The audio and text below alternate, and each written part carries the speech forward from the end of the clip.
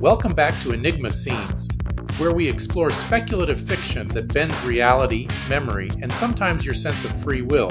I'm your host, Mel. Today's book is The Library of Fates by Margot Harrison, a fantasy novel wrapped in dark academia aesthetics, secret histories, and one very dangerous book. And look, any story that opens with a magical library already has my attention. But the real question is, does it live up to the promise? Let's talk about it. Eleanor has spent her adult life inside the mystical Library of Fates, a place where people discover who they are and who they might become. The library's most powerful artifact is the Book of Dark Nights, a book that reveals your future when you write an intimate confession inside it. When Eleanor's mentor dies suddenly and the book goes missing, she's forced out of the library and into the real world. Her reluctant partner in the search is Daniel, the librarian's estranged son, and the man Eleanor once loved before he disappeared from her life decades earlier. Their investigation takes them from Harvard to Paris, rekindling old feelings while drawing them into a conspiracy fueled by secrets powerful enough to kill for. What works? First, the setting. Libraries are already magical places. A secret fate-driven library? Even better. Harrison leans into that atmosphere beautifully. The story also flashes back to college life in the mid-1990s, which adds a strong sense of nostalgia and emotional grounding. You get the feeling that the past isn't just backstory, it's still actively shaping these characters decades later. There's also a quiet undercurrent of unease surrounding the Book of Dark Nights. Its influence lingers long after it's been used, and Harrison smartly builds suspense around how deeply it has affected Eleanor and her old circle of friends.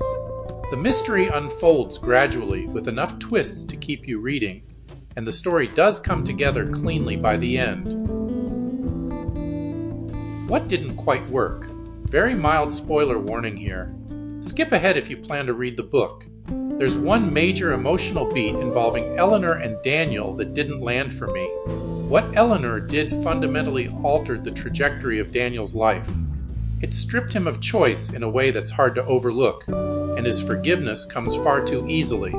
That moment felt like it should have carried more weight. I just couldn't fully buy it. Despite being labeled dark academia, don't go into this expecting Donna Tartt's The Secret History. This is not that kind of book. Instead, think The Midnight Library by Matt Haig. Cozier, more reflective, and emotionally driven. There are also hints of the Vinci Code in the globe, trotting mystery and secret-keeping institutions. This is a comfortable, thoughtful read rather than a grim one.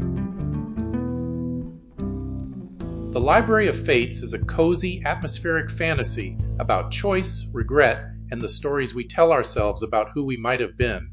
While one emotional decision didn't quite work for me, the setting, mystery, and reflective tone make this an enjoyable read, especially if you're in the mood for something thoughtful over the holidays. If magical libraries, fate-driven artifacts, and second-chance narratives are your thing, this one's worth checking out. Thanks for watching Aenigma Scenes. If you've read The Library of Fates, let me know what you thought, especially about Eleanor's choices. Did they work for you? If you enjoyed this review, like, subscribe, and step back into the stacks with me next time, where every book hides a secret and every story leaves a mark. Until then, keep reading beyond the veil.